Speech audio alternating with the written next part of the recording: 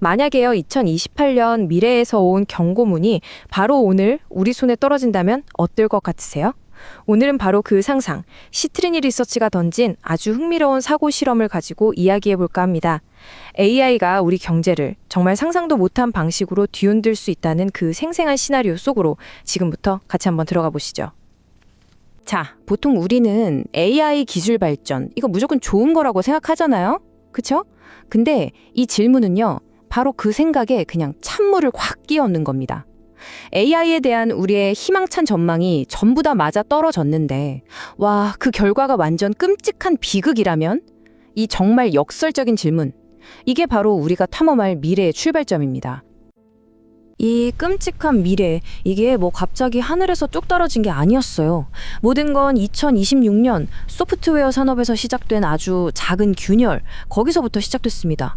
근데 이 균열이 불과 1년 만에 경제 전체로 들불처럼 번져나가더니 2028년에는 우리 금융 시스템의 심장부라고 할 수 있는 주택담보대출 시장까지 위협하게 되는 거죠. 아니, 어떻게 고작 2년 만에 이런 일이 간인했을까요? 바로 이겁니다. 미래에서 온 메모가 그려내는 장면이요. 10.2%.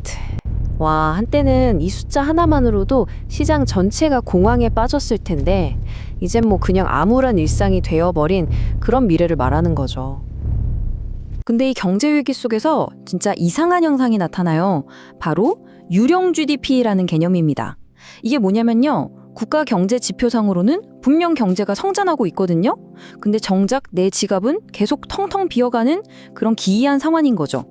기계들이 생산하고 기계들이 돈을 버는데 사람은 거기서 완전히 소외되는 경제. 이게 바로 사람들이 피부로 느끼는 현실이었던 겁니다. 자, 그럼 이 모든 붕괴는 대체 어디서부터 시작됐을까요?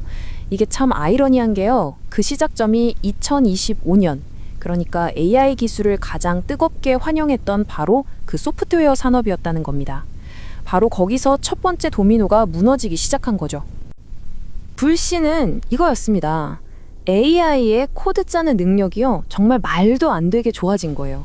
그러니까 개발자 한 명이 불과 몇 주 만에 우리가 매달 돈 내고 쓰던 그런 사스 제품 전체를 그냥 뚝딱 복제할 수 있게 된 거죠. 이러니 비싼 소프트웨어 구독이 갑자기 이거 꼭 써야 하나? 하는 선택사항처럼 느껴지기 시작한 겁니다. 이게 그냥 이론상의 얘기가 아니었어요. 이 구매 관리자가 한 말을 보면 아주 뼈저리게 와닿죠. 기업들의 수익에 정말 즉각적으로 타격을 준 겁니다.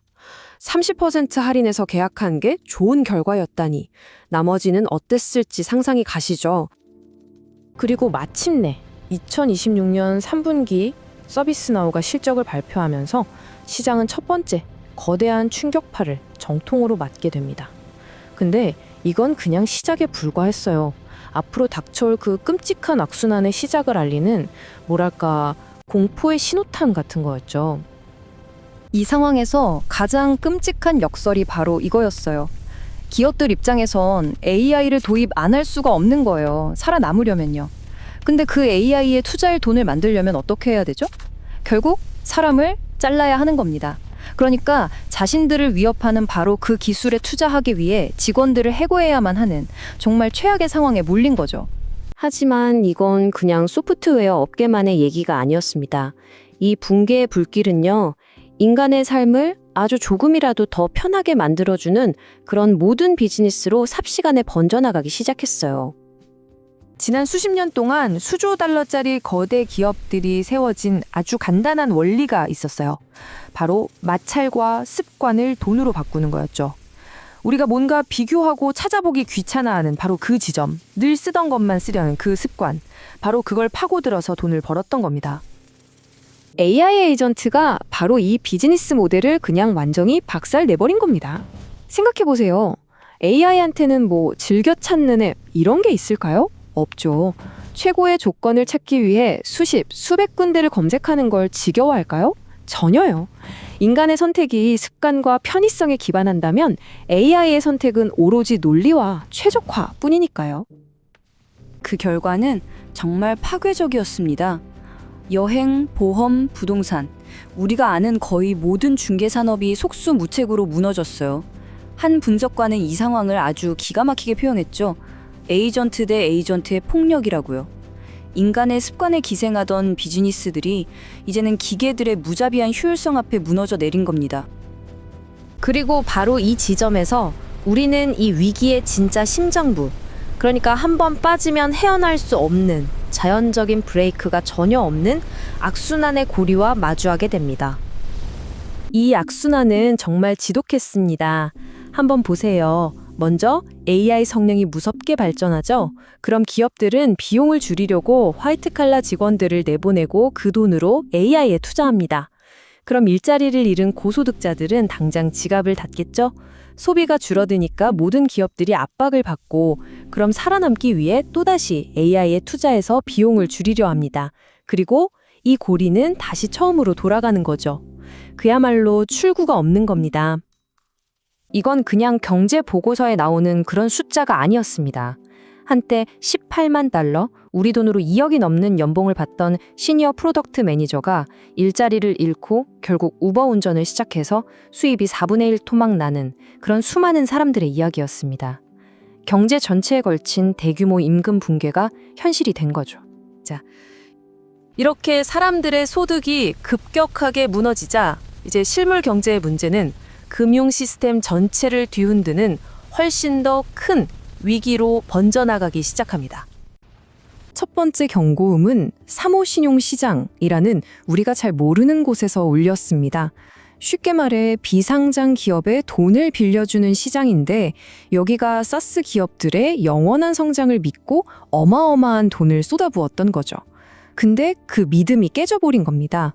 특히 소프트웨어 회사 젠디스크가 빚을 못 갚은 사건은 그 붕괴가 시작됐다는 결정적인 증거였어요. 이게 그냥 한두 개 기업의 문제가 아니었던 거죠.